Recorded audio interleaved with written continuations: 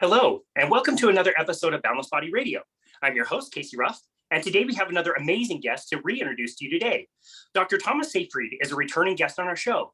Be sure to check out his first appearance on Boundless Body Radio on episode 60, which was one of our most fascinating discussions we've ever had, all about cancer as a metabolic disease. Thomas N. Seyfried received his Ph.D. in Genetics and Biochemistry from the University of Illinois in 1976. He was a Postdoctoral Fellow in the Department of Neurology at the Yale University School of Medicine, and then served on the faculty as an assistant professor in neurology. He has acquired many awards and honors from such diverse organizations as the American Oil Chemists Society, the National Institutes of Health, the American Society for Neurochemistry, the Ketogenic Diet Special Interest Group of the American Epilepsy Society, the Academy of Comprehensive and Complementary Medicine, and the American College of Nutrition. Dr. Seyfried has over 150 peer-reviewed publications and is the author of the critically acclaimed book, Cancer as a Metabolic Disease, on the origin, management, and prevention of cancer. Dr. Thomas Seyfried, what an absolute honor it is to welcome you back to Boundless Body Radio. Oh, thank you very much, Casey. It's nice to be back again. It's so nice to have you. I love your work. I followed it for a long time. As we talked about last time, this is an area and a topic that's very near and dear to my heart after having watched my mom pass away of breast cancer and dealing with those treatments for 7.5 years. And man, I shudder to think of some of the things I would do. Her favorite treat while she was getting treatments, we would bring her these hot ciders that you could get at Starbucks that basically it was pure sugar and then pumped with more of those flavoring chemicals and then topped with whipped cream. We would give that to her during her treatments. We didn't know any better. I mean, this is like 2005, 2006, but it just goes to show how important the work that you do is. Yeah, well, I'll tell you, Casey, that goes on today. A vast majority of oncologists have never heard that sugar can provoke the growth of the tumor, which I always find astonishing. It really is an eye-opener to know that the very people that are treating you are almost clueless as to the nature of the biology of the problem they're treating. And that's scary, because I always thought everybody knows, it should be common knowledge that the tumor requires the carbons from glucose for metabolite synthesis so it can grow. And that you would feed a patient the very material that facilitates the growth of the tumor is kind of like negligence. But it goes on all the time. And then when patients or people tell either the attending nurse or the oncologist that, sugar is very bad for the tumor, they would say, well, I never heard that, or where did you hear that? Or it's like they never heard of it. And, one of the important issues is to bring that message to the public that high sugar, that cancer cells need sugar for growth. And the sugar is glucose. And your table sugar that you had in that drink is table sugar. It contains one glucose attached to a fructose. And what happens then is the fructose also participates in ways to provoke the cancer as well as the glucose molecule. So the thing you want to do is lower blood sugar as much as you can if you were diagnosed with cancer. Yeah, absolutely. Especially at the timing of the treatment. It's so critical. And I'm so glad you're willing to come back to get that message out. And I definitely want to go there and talk to you about some of the advances we've had in the last few years. But before we do, I was reminded that you and your work was somewhat involved with George Cahill. And I can't quite remember. I think I may have found some of his studies through listening to you on the Peter Attia, the Drive podcast where you referenced it. Right. But can you talk a little bit about what it was like to work with him and some of the things that you guys were studying?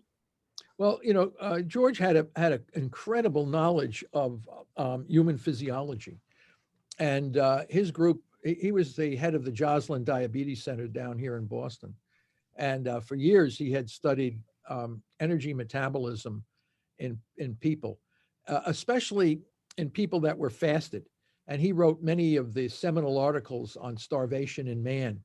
And he and I, when we had a chance to be together and talk deeply about the concepts, I learned so much from him regarding ketone energy metabolism and how humans how long they can go without eating.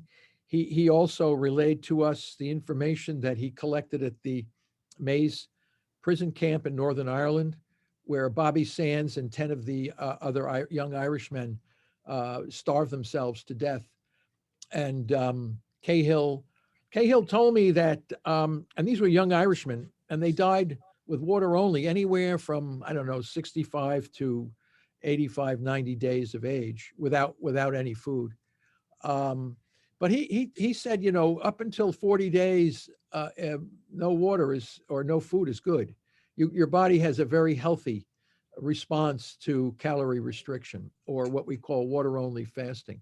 But then there's a threshold that passes depending on the amount of body fat that the person would have. A threshold passes where it then becomes very pathological. And he even relayed to me a situation where one of the people that were in that group apparently wanted to change his mind, but even infusion of metabolites and nutrients was unable to stop the momentum of the body's capacity for self-digestion. And he said the last muscle to go was the diaphragm, and which controls our breathing, the muscle that allows oxygen to come into the lungs. And these starved guys were drowning in their own body fluids. So starvation is an extremely horrific way to die for anyone. But Cahill went through the path from therapeutic value processes from fasting to the pathological consequences of starvation. So it is a transition. And it depends on how much body fat you have as to how long you can go. Because he starved some guy from the post office, and he was very candid in his stories about the various people that he would fast. And I guess he's got this one guy, he lost his job from the post office. I weighed like 400 pounds, and he lost 230 pounds in just under a year. And he looked great, and he was doing well. And there was the other documented case is that guy, Angus Barberi from Scotland, who even went longer because your body stores energy. We evolved as a species to store energy mainly because the foods that we ate there were lean meats and vegetables, and whatever we could find. So we were in a constant ketotic state.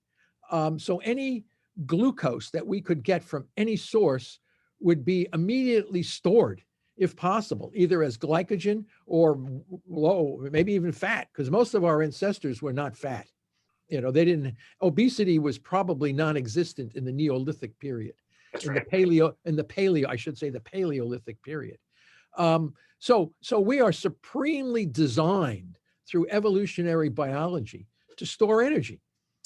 The problem is over a relatively short 10,000 year period, we went from millions of years, or at least 2 million years in a starved state, to in a state where high processed carb foods are everywhere. Makes perfect sense. The obesity, whenever you see the obese people walking around, that's evolution in action.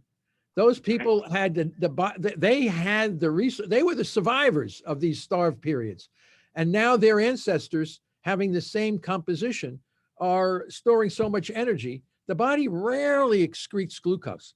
If you have type 1 diabetes or sometimes type 2 diabetes, rarely does the body excrete glucose. It stores glucose in the form of fat. That's why you can't get fat eating fat. You get fat eating sugar.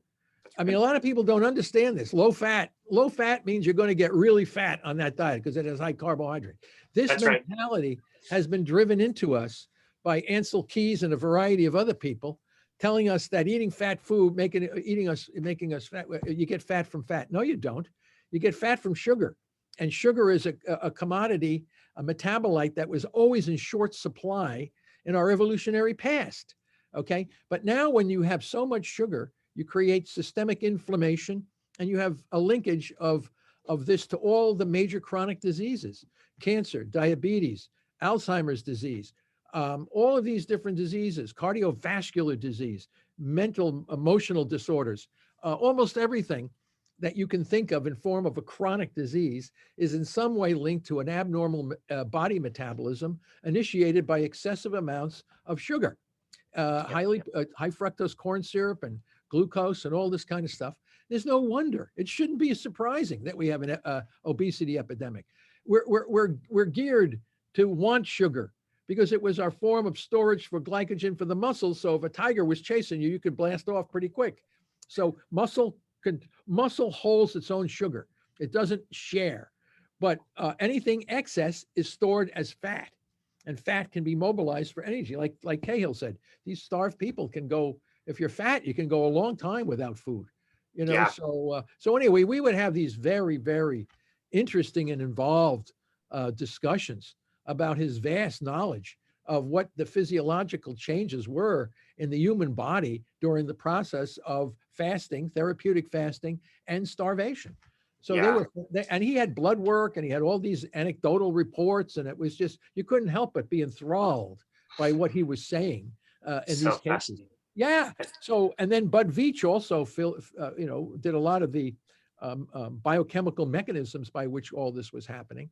So to have Richard Veach and George Cahill in here talking to my students for hours and giving lectures, I mean, it was just unbelievable. So when I wrote papers, I used to run the stuff by Veach and Cahill to make sure I wasn't making any mistakes. So I had the two most knowledgeable people on the planet looking at things that I would write, and I would run it by them first. And if they said, no, this change this, or you got to be careful with that, or I would learn from them. So when I published these papers, they actually had the eyes of Veach and Cahill that had examined this information. So if people say, I don't know what I was talking about, well, they don't know, because I talked to the two gurus that knew, and I learned from them. And you need to learn from people that understand things and have evidence and worked in the fields. And then you learn from them, and then you begin to see what they told you in reality when you're working on this. What an amazing point. I love that. So I have to tell you, I should never have found low carbohydrate and ketogenic diets. I'm a personal trainer, but I had the advantage of working on a metabolic cart for over a decade. So I was measuring people's metabolic rates at rest and as they were exercising. And so over time, I started to learn that as we change the nutrition, we can change how the body is using different fuel sources. And at the time that I was really starting to dive more into low carbohydrate diets and their effect on the bodies, on one of the graphs that we would show people, we would show them how their bodies would store energy. And we'd have a column that would say, here's how many calories of carbohydrates your body stores. For most men, we assumed that was about 2,000 calories. And then we would show them how much fat they were storing. And that was based on their body fat percentage extrapolated to how many calories of fuel was there. And you're right, like if somebody was lean, even they would have tens of thousands of calories of fat available for the body. And if somebody was obese, that could be 400,000, 500,000, huge numbers. But I would look at these numbers and I would say, like, okay, well, I know you can run most of the tissues on fat. There's other tissues that you can't run on fat. So seemingly the only other source would be these carbohydrates, but these carbohydrates are going to run out at some point. It's a finite number. And it was Cahill's, I think it was the 40-day starvation study that showed how the fuel partitioning would change over time. And it completely blew my mind. It was so fascinating. Yeah, well, when you take in large amounts of fat, like on a ketogenic diet, you either burn the fat on the spot or you excrete it. Okay, you can't store. What you can store is if you have triglycerides, the glycerol backbone, the glycerol, two glycerol backbones can be synthesized into a glucose molecule in the liver. And so you can through the process of gluconeogenesis, but you have to burn energy to make glucose. To conjugate two glycerol molecules takes energy. So you get energy. You are using some energy to synthesize the glucose. It's not like drinking a sugar drink, where you have all this. We didn't earn anything in that sugar drink. You didn't use any of your own metabolites.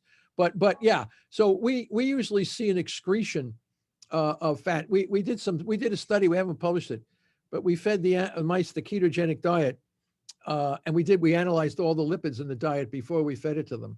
And then their fecal pellets would turn like kind of whitish. And we isolated and purified the lipids from the fecal pellets of the mouse. And the pattern of lipids was like almost the same. So in one end, out the other. So now they can get fat on ketogenic diets if you allow them to eat it ad libitum.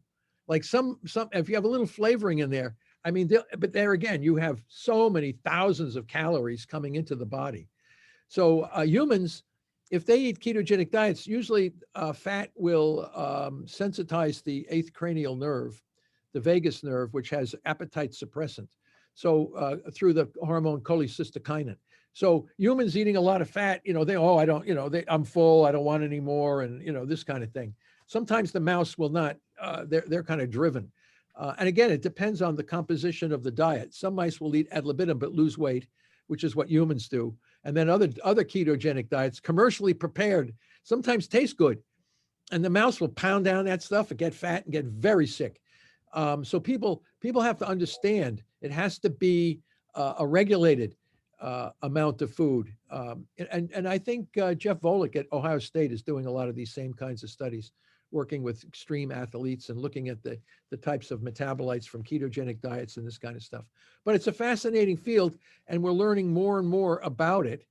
And, as we publish more papers and look at the effects on various diseases and outcomes of performance, we'll begin to learn more and more about this. But right now we have an obesity epidemic, which is creating massive amounts of sick people through various amounts of chronic diseases. And I think the education to manage that needs to get out.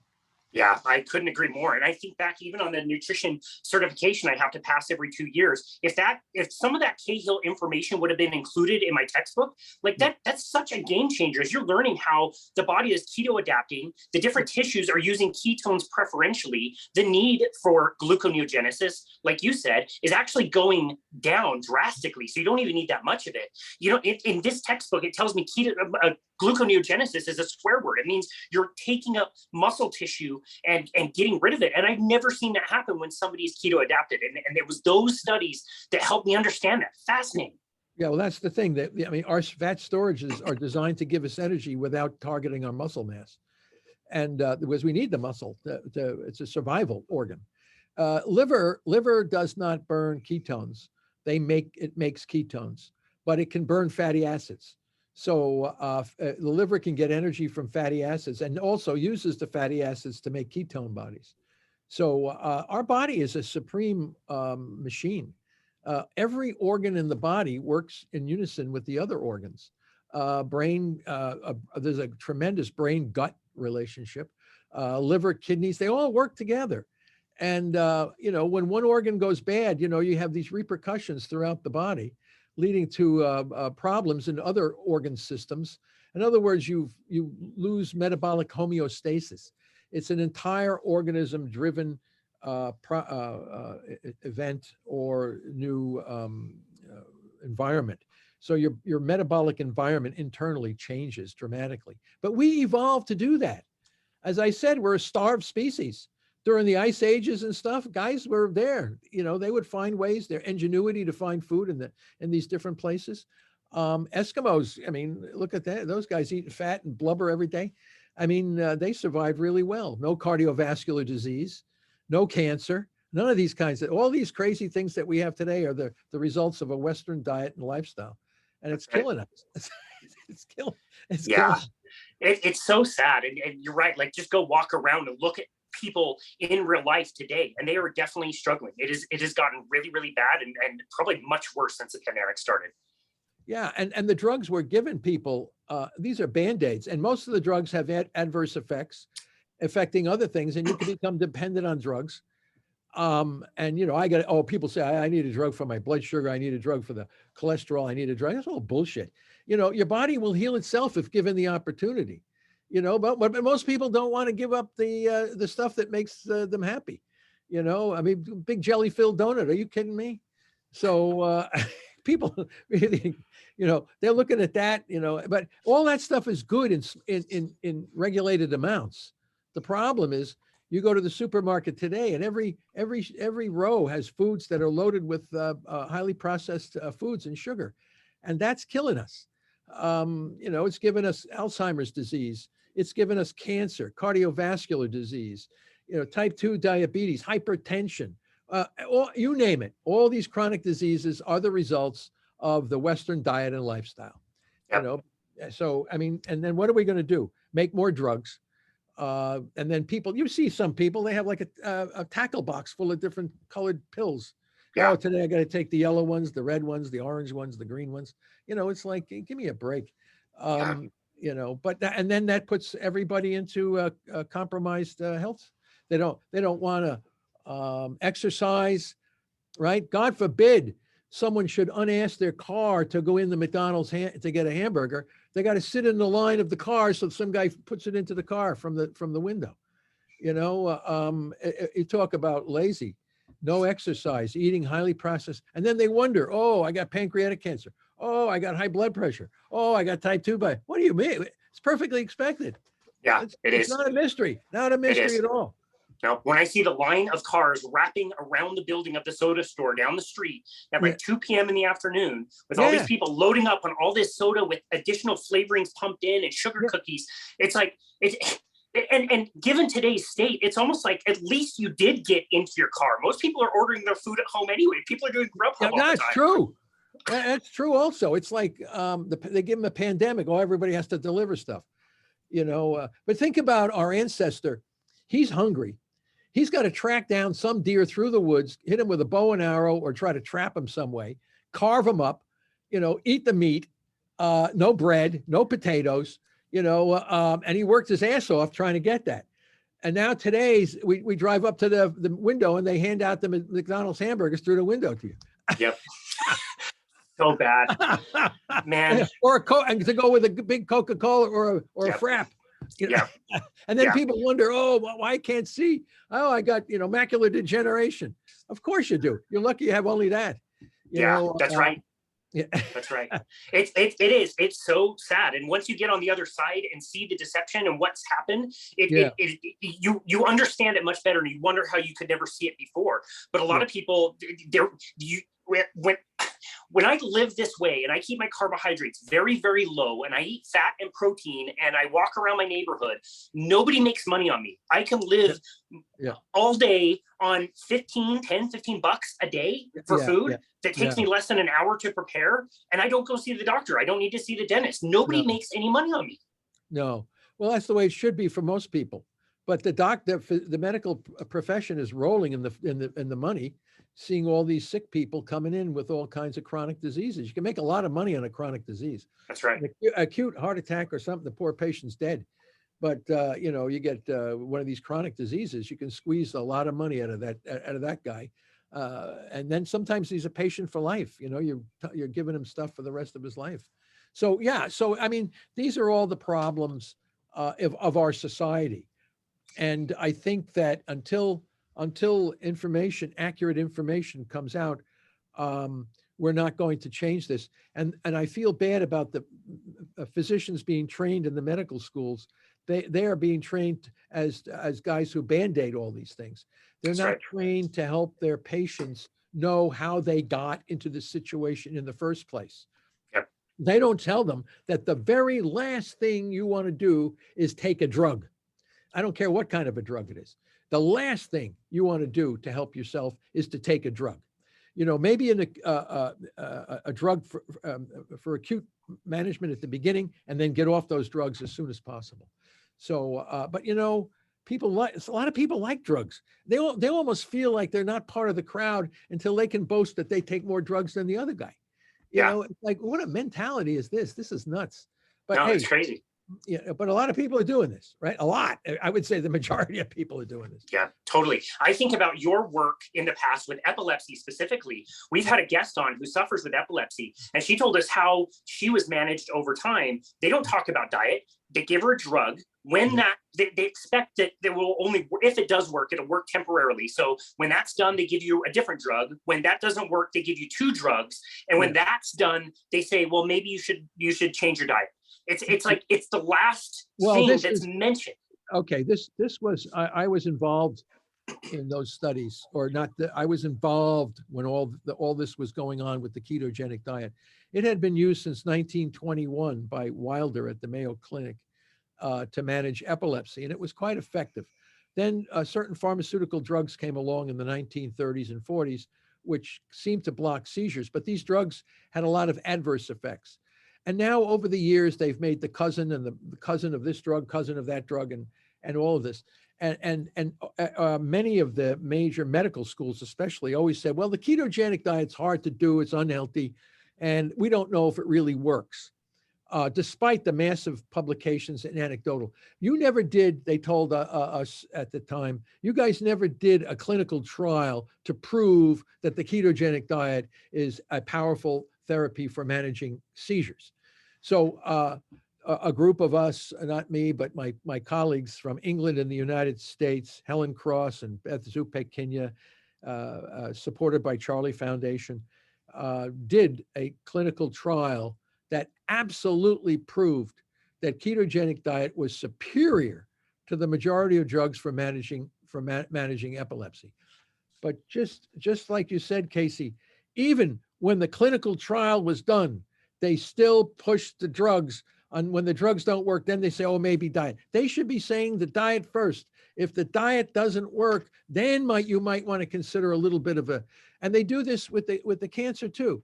And they'll say, oh, the ketogenic diet for cancer, there's no clinical trials. I won't believe it until the clinical trial is done. Well, you're going to do the same thing. Clinical trial will be done, and you still won't believe it because it's not part of what you've been trained to know. And if you're not trained to know how to manage chronic diseases with metabolic approaches, you're never going to embrace this. So you have to train the physicians. The medical schools must reevaluate their training programs.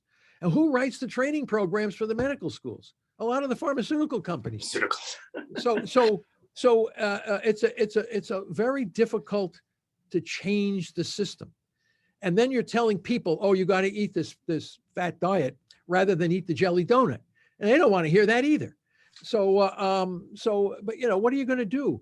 But then they complain when they get cancer, heart disease or whatever. Oh, then we'll take a bunch of pills to try to and keep the momentum going. And every night on television, you hear all these drug companies, peddling their stuff on TV and then they go through all the adverse effects real quick at the bottom, because they don't want people to really know how bad that stuff is for you. But it's a crazy situation. But yet people are willing to pay, all the insurance companies pay this and all this money. I mean, this is nuts. And I think it's affecting national security. You want to talk about a threat to national security, taking the very valuable nature of our resources and throwing it into all these wasteful drugs and things. It's just like, and then the United States Army can't get enough healthy, qualified people to be in the Army anymore. That's right. That they have to have like preclinical training sessions or something to get the fat off these people so that they can run a half a mile without dropping dead.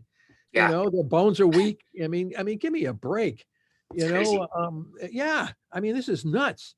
And the federal government doesn't do anything about it. I mean, this is a national security issue, and they don't do anything. And they're feeding the pharmacy. And they're bought and paid for by big companies and things. It's just as Cahill would say, I could go on, but I won't.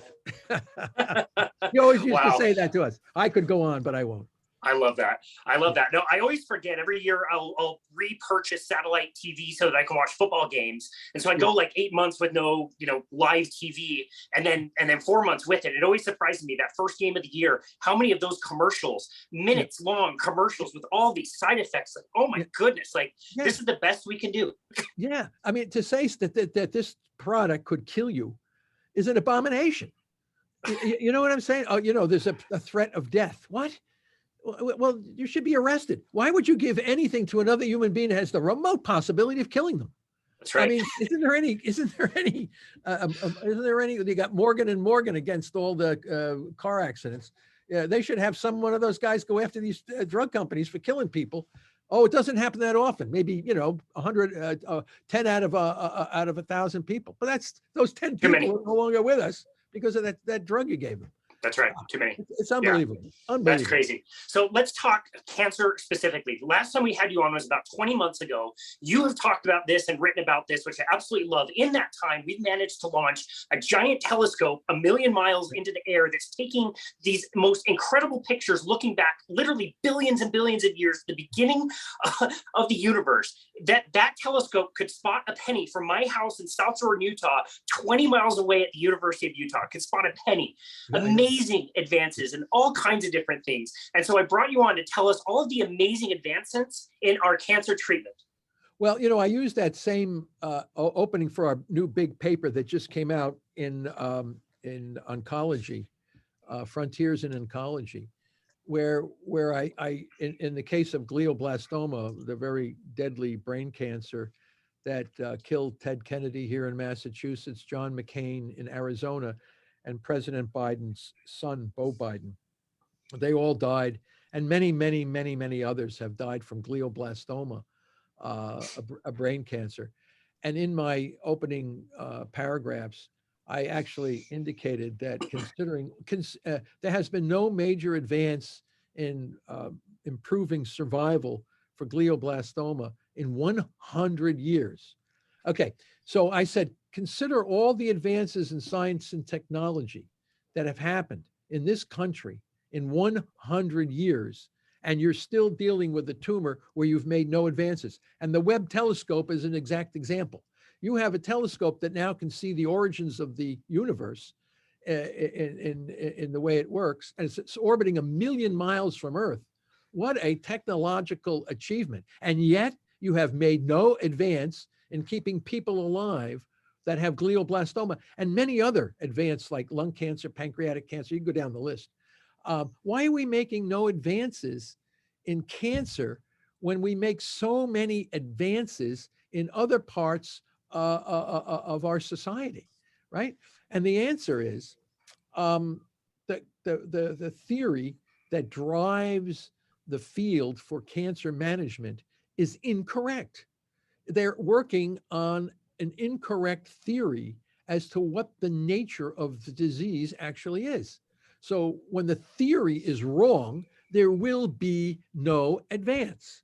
So the current theory of cancer today is the somatic mutation theory, which is sponsored by the National Institutes of Health and National Cancer Institute, all the major pharmaceutical companies, all the major academic institutions throughout the world are treating and developing drugs for cancer based on the somatic mutation theory. And that says that cancer is caused by random mutations that lead to a dysregulated cell growth. Okay, this is incorrect.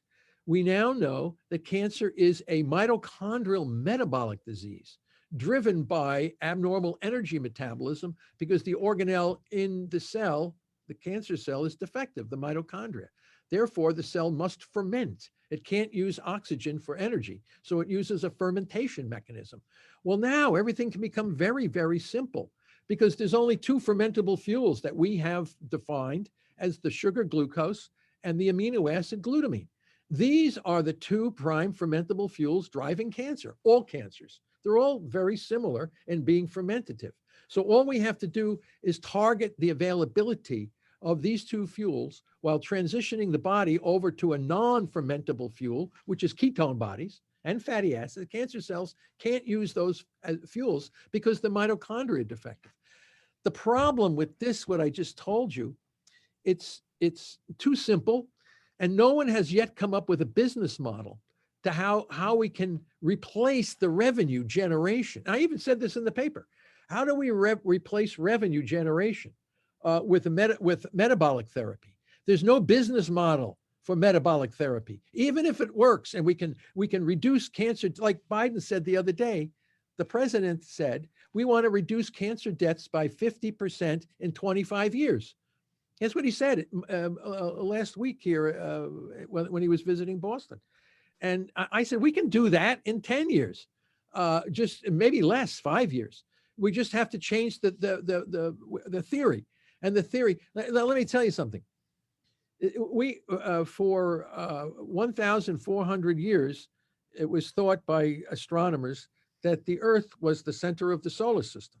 And the astronomers were trying to figure out the movement of the celestial bodies with the Earth as the center of the solar system. And 1,400 years of epicycles could not figure out all the changes that would occur in these celestial bodies in their orbits using the Earth as the center of the solar system. As soon as Copernicus, Galileo, and Kepler put the sun in the center of the solar system, everything made sense. It was a simple model. Everything made sense.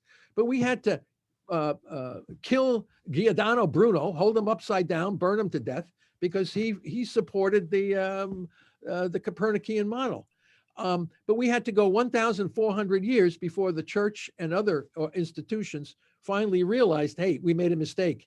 How long is it going to take before the cancer industry recognizes that cancer is not a genetic disease? It's a mitochondrial metabolic disease. And once the theory changes, the solutions will be apparent, easy, non-toxic, and will save thousands, millions of lives. But we can't change that theory because there's no replacement business model. Can you believe this? It's crazy. But that's the truth. And that's the God's honest truth. There is no business model to drop the cancer death rate that we already have in place. So, and when you tell people this, they get really upset. I don't believe it. Where's the clinical trial? Blah, blah, blah. They don't even want to look at the evidence to support what I just said. Plenty of evidence. Plenty of evidence. That goes back a long time. I mean, you and I talked last time about Otto Warburg, a Jew that lived in Germany, that they kept in Germany, that's how much they valued his work. And he was finding that. We've talked to Travis Christofferson and Sam Apple, who's written extensively about that. And we have a history of knowing what is going on here, at least having a better idea. And it all goes back to what you mentioned before, which is understanding the biology. Once you understand the biology, now you can come up with better ideas and ways to treat cancer. Absolutely, absolutely, but I struggle to train the students to do this as well. People are memorizing all these signaling cascades and gene expression profiles, and people are dying in the clinics day and night. 1,600 people every day in the United States are dying from cancer, and these are often horrific deaths. These are not like you suffer, you pain, you have all kinds. It's a slaughter, and it doesn't have to happen. This is the thing. It does not have to happen. Yet, when someone is diagnosed with cancer, they go to their top medical schools, Dana-Farber, MD Anderson, Sloan Kettering, the Fred Hutchinson, Moffitt Cancer Center, and they get met with an army of whitecoats who have a plan for your cancer that involves toxic chemicals, radiation, or these absurd immunotherapies based on the gene theory. They say, this is going to be good for you. It's good for a few people, but it's not moving the needle, the survival needle at all. Yes, there are some people who can survive radiation, chemo, and immunotherapies. Yes, there are. But a lot of these people pay a very significant price for that survival. They're plagued with all kinds of adverse health events for the rest of their lives, and their overall survival on the planet is usually less. They die from complications of something else. Unnecessary, completely unnecessary. But how do you get the word? I don't know. I mean, we publish all these papers. We write the mechanisms in excruciating detail. We provide preclinical evidence. We have case reports, one after another, and nobody wants to believe it, except the people that survived. They say, I believe it. Wow. So no, it's amazing. This word has to get out. You're right. Yeah, I don't know what it takes. The clinicians who I tell the cancer patients, they should ask their clinicians 3 simple questions. Number 1, is the treatment you're proposing for me based on the mitochondrial metabolic theory or the somatic mutation theory? Number 2, is the treatment you are proposing for me going to target the glucose and glutamine that's driving the dysregulated growth of my tumor? Number 3, is the treatment you're proposing for me going to enhance the health and vitality of the normal cells while you're slowly degrading my tumor cells? I says, if you can get an answer, the answer that oncologist will give you will predict or could predict your destiny on the planet. So, and patients who go in and ask their oncologist, the guys get angry, throw the person out. You don't know. It's like, why are you reacting this way? Why? Because you don't know the biology of the disease you're treating, and they get embarrassed. I mean, this is scary. When you're being treated by people who don't understand the biology of the disease they're treating, I mean, it's a crapshoot. You don't know what you're going to get. It's just tragic in every way. At every level, cancer today is a tragedy, and it does not have to be that way. That's the tragedy. We know it's a tragedy, but it doesn't have to be that way, but it is. Yeah, it's incredible. Absolutely incredible. You're mentioning that suffering. Again, I had a front row seat to all of that. And yeah, the cancer was terrible, but the treatments were absolutely awful. And the days after certain treatments, watching my mom just in utter pain, totally nauseated, just suffering the whole time. It was crazy. So let's assume I know none of that. I don't know how to ask those three questions. Let's say today I get a diagnosis of cancer. I go to the standard of care. What things should I expect? What is the normal kind of sequence of events, of treatments, how we handle things today? Well, I mean, you have all these punch biopsies that they'll take of the tissue, which again can provoke inflammatory oncotaxis. But we have a lot of non-invasive ways. I think one of the things that President Biden in his talk did mention was liquid biopsy, which I think is a something for the future. We don't want to throw everything out because there are some things that are good. Liquid biopsies are in their very infantile or early stages. Let's put it, it's a very beginning technology, but there's a lot of false positives and false negatives associated with it, but it could improve over time. So this is basically measuring blood to see if I've got certain markers that can indicate the cancer's growing. Got it. Yes, absolutely. So you have to have a battery of markers that have been established as being with a relatively high degree of probability that can predict that you have a particular type of cancer somewhere in your body. And those markers could say, okay, you have a beginning neoplasm. Therefore, we can then institute metabolic therapy to try to eliminate that. Because right now, the treatments are usually extremely toxic. Sometimes a cocktail of toxic poisonous drugs, followed by radiation, and then oftentimes an immunotherapy, one of the PD-L1 type immunotherapies. But all that's based on a somatic mutation theory, that there's a mutation in that cell that's causing the cell to be growth dysregulated. That's completely untrue. The cell is growth dysregulated because the organelle that controls the cell cycle, the mitochondrion, is defective. And when the cell has defective mitochondria, it falls back on an ancient fermentation pathway that existed on the planet before oxygen. So it's before 2.5 billion years ago. So the cancer cell is doing nothing more than falling back on the ancient fermentation pathways driven by fermentation fuels, which are glucose and glutamine. So, and the treatments that we're giving to the cancer patients free up massive amounts of glucose and glutamine. As a matter of fact, with the brain cancer, as I said, the reason why we have not made any progress in managing glioblastoma in 100 years is because the radiation that they give to the patient frees up massive amounts of glutamine in the tumor microenvironment.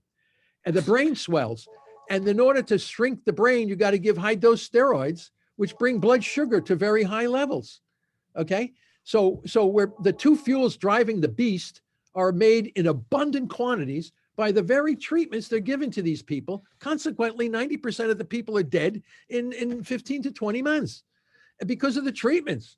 And then they say, well, we got to do something. Yeah, don't do radiation. That's number one, but yet they do it. And they do it over and over again. And I publish papers showing exactly how the standard of care is killing these GBM patients.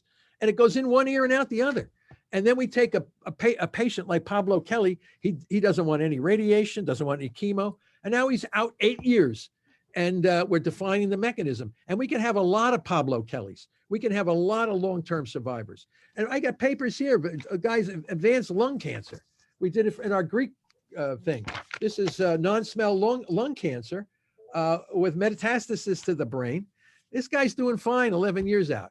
Now, he did standard of care, but it didn't work. Then we put him on the metabolic stuff and he's doing fine. So how many more people can we, I think we can change the definition of terminal cancer. You have cancer, it's just going to be some sort of thing you're going to have to deal with. I mean, just live with it. It may not go away and it may go away completely. We don't know, but we can live with it. We don't have to be killed by it or killed by the therapies that they're using. Do you know how many people are dying of the 1,600 people a day that are dying? How many of them are dying from the treatments? Let me give you an example. It was in the Wall Street Journal. I get this information from the Wall Street Journal. I told my students, you get a lot of good cancer information from the Wall Street Journal. Forget about reading the textbooks. You just got to know, what pharmaceutical company is making the biggest money on these drugs. So Paul Allen of the Microsoft fame was one of the richest men in the world. He has lymphoma. He goes to Fred Hutch out in Seattle, and he's dead in 2 weeks after he goes in there. Kidney failure, heart failure. That's not from the cancer. That's from the treatment. Same thing with Blake Nordstrom in the Wall Street Journal. Oh, our doctors are very optimistic. He should do fine. He goes in, he's dead in 2 weeks. You don't die from in 2 weeks from these cancers. You die from the treatment. The problem is these are famous guys. They bring attention to what's going on. Think of all the people that aren't famous that are dying fast from these things, right? Liver failure, kidney failure from the treatments. This is crazy, man. This is nuts. And nobody's doing anything about it. It's tragedy on top of tragedy. It's unbelievable. And it doesn't have to happen. This is the thing. It does not have to happen, but it does happen. Okay, so contrasting everything that you just described with the treatments that we're using as far as standard of care and all the problems that come with them, if you had your way, magic wand today, how would you tell people to treat their cancer? Well, we're starting clinics, small clinics, where people can come in. We have some of these small clinics springing up here and there. So what happens is when the patient enters the clinic complaining of some bleeding or lump or whatever, we look at that, and you can do non-invasive imaging. You don't want to poke the patient. You don't want to take punch biopsies or anything like this. But often, the first thing you do is you take a comprehensive blood work, and you'd be surprised how the blood work is telling us what's going on metabolically in your body. And so many people have fungal infections, parasite infections. All their blood work looks really whacked out. So, they got cancer, by the way. Oh, you're sick. Your body is not metabolically healthy. And then you have to move that patient from, you try to get rid of the parasites. You try to get maybe some chelation, maybe whatever it is to bring some level of homeostasis back. Then once the patient gets into a more homeostatic state, and then you begin slowly entering into a low carbohydrate diet, which can help the patient start improving metabolic homeostasis slowly, not too aggressively. And then as the patient improves, the blood work looks better, the patient's overall health status improves, then you can go to more rigorous zero carb diets, and even into a ketogenic diet, even into water-only fasting. There's a lot of ways. You bring the blood sugars down and the ketones up into this state of nutritional therapeutic ketosis. And as we published in our big Press Pulse paper, then the oncologist or the physician, the attending physician, would then administer drugs in low dose that would target the glutamine. There's no diet that can target the glutamine. So you need drugs. But the drugs can be used in very small quantities, dosage, timing, and scheduling, to slowly degrade the tumor while the rest of the body is getting healthier and healthier. So we're not putting this patient into a tremendous stress.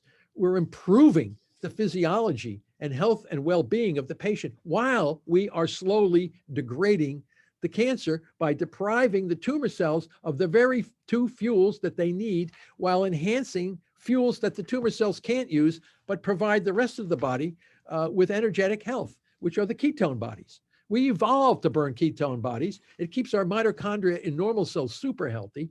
The tumor cell mitochondria can't use it. The tumor cell can't use ketones. And the two fuels that you are depriving them of are absolutely essential.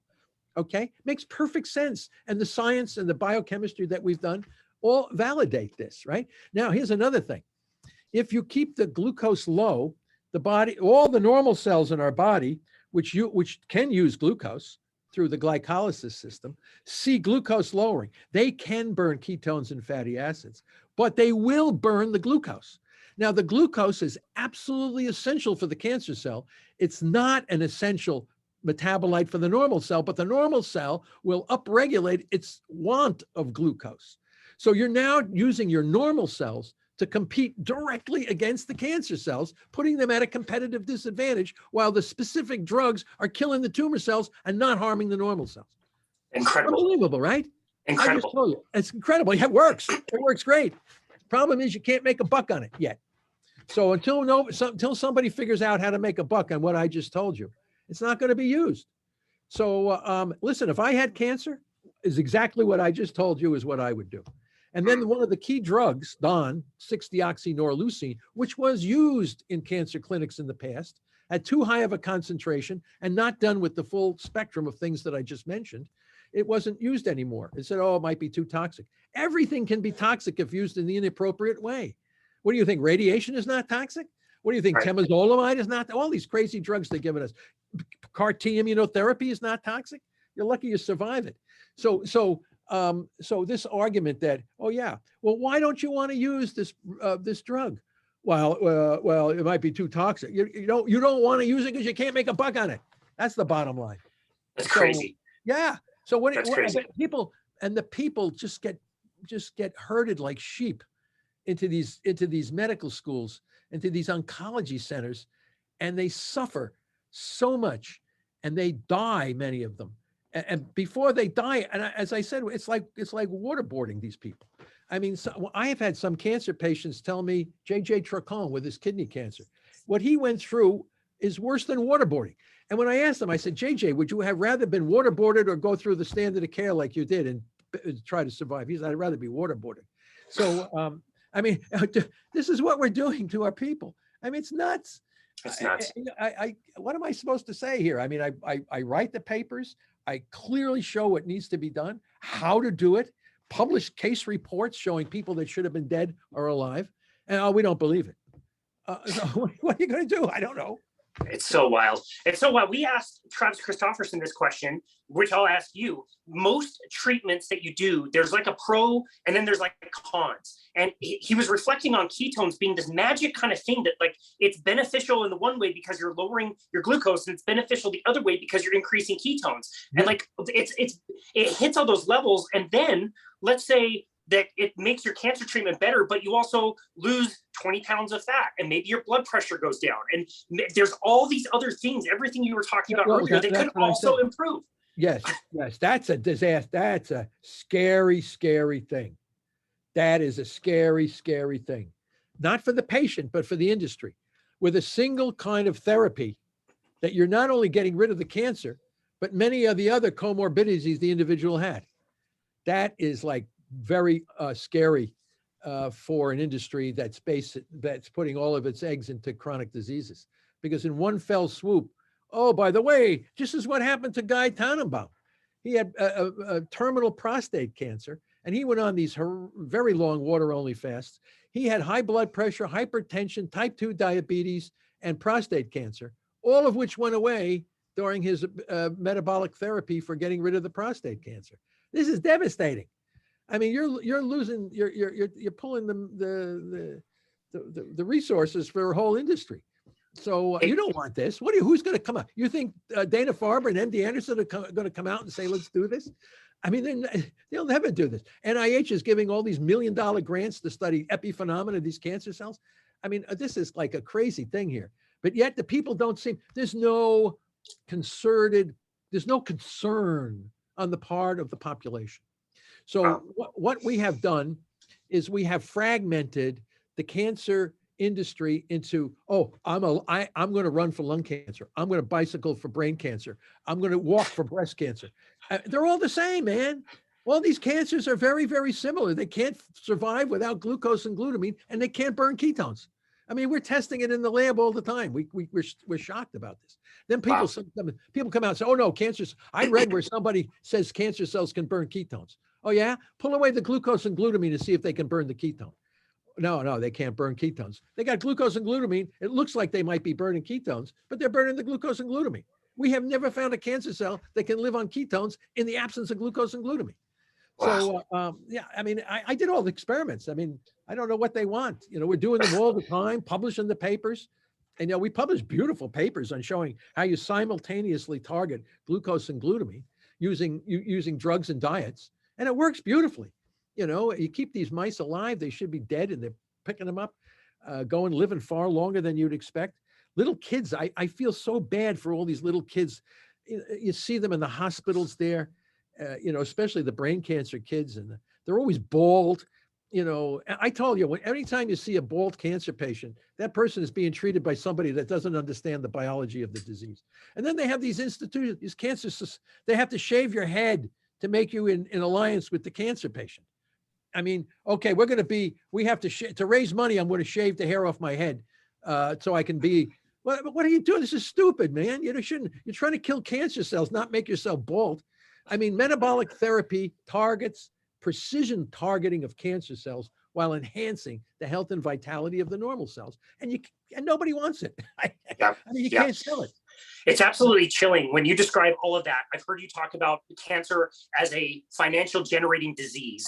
It's mind blowing. And then when we were off air talking about, some of the things we were going to talk about, and I asked you specifically, what has changed in cancer research and treatment in the last, 18, 20 months since we last talked? You said profit margins. Profit margins have gotten better. Oh yeah. It's chilling. What kind of profit is worth that amount of suffering? Like, do people not sleep at night? Like, what money is not worth that?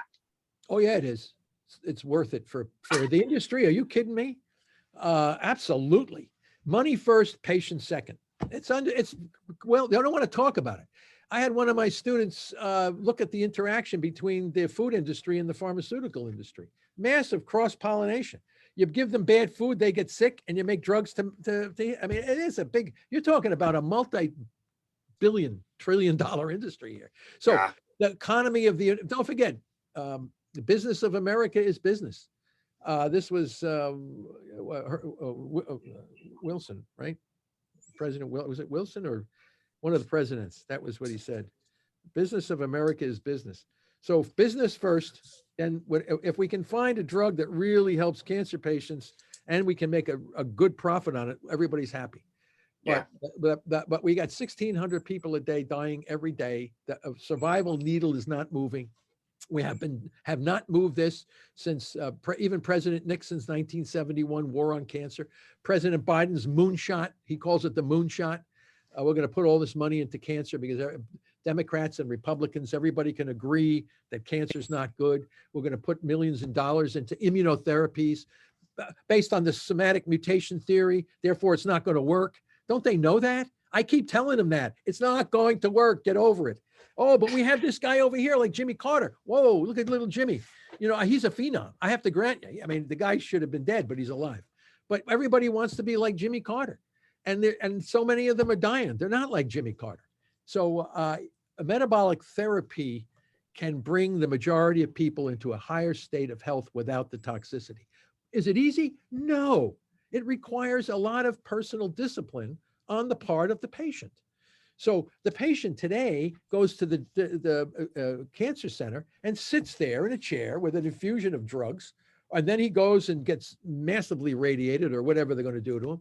And he's not a participant. He's a bystander in his own treatment.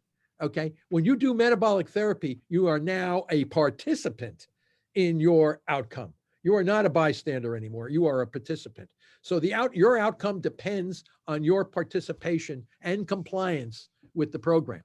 And you are educated at the same time you are being treated.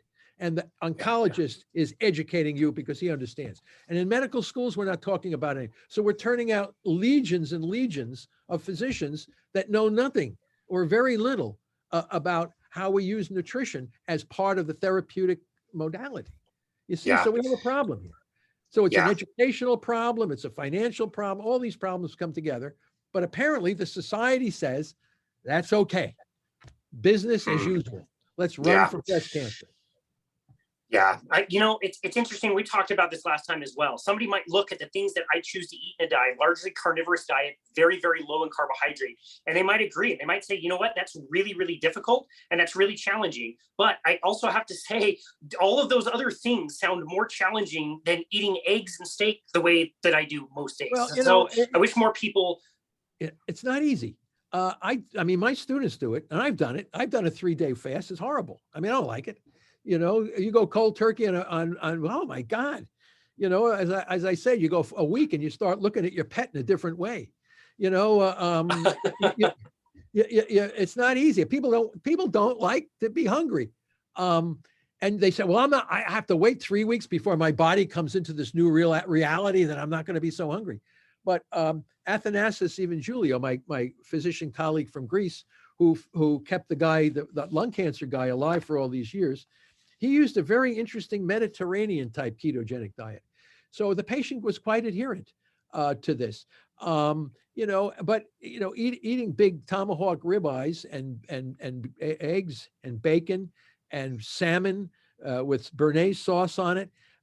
It sounds delicious, but you don't have a bread, and you don't have rice, and you don't have potatoes, and you're just eating that. And all of a sudden your body it's like a drug addiction.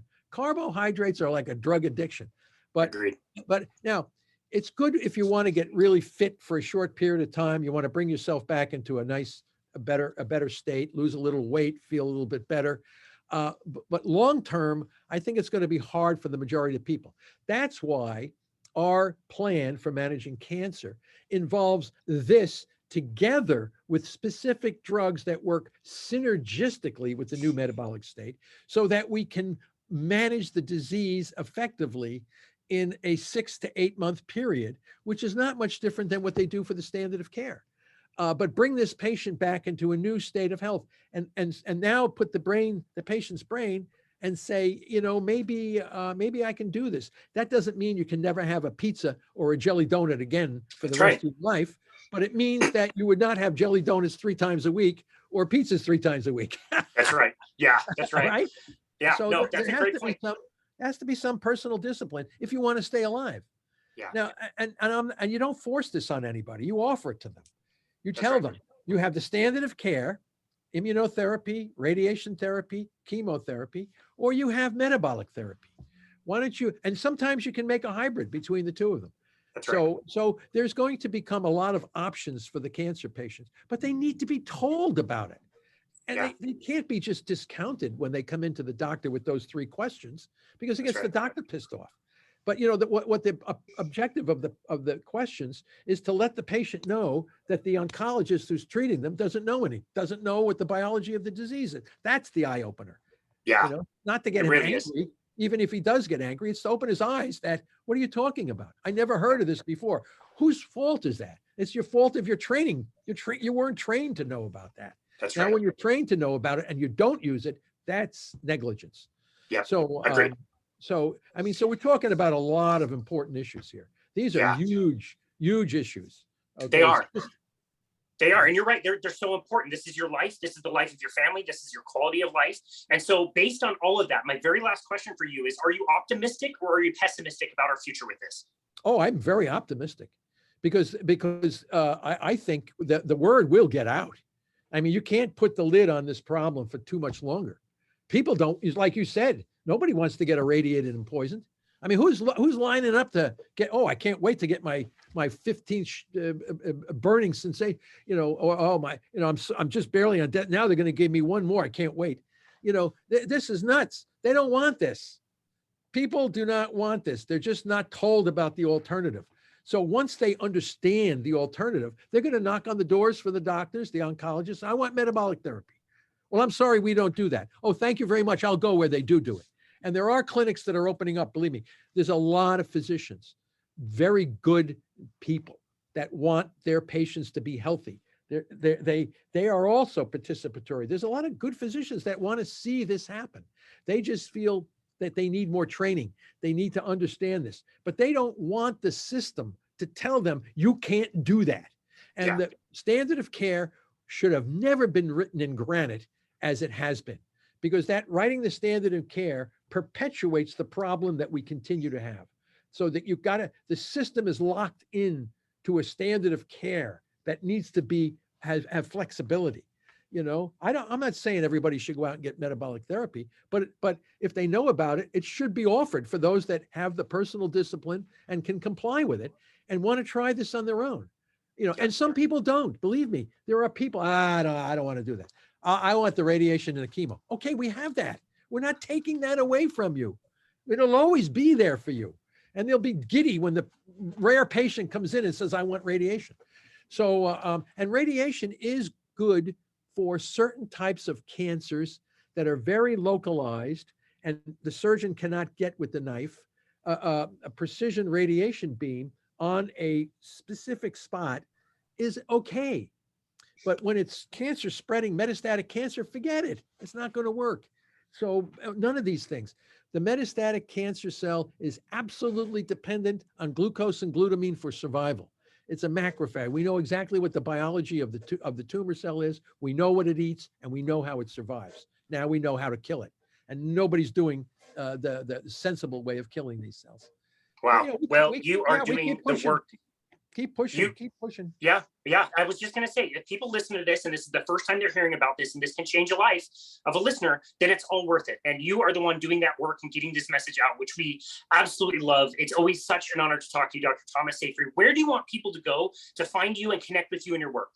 Well, I mean, we have our publications in open access. A lot of YouTube videos on our stuff are out there. There's going to be a big movie coming, I think, next year.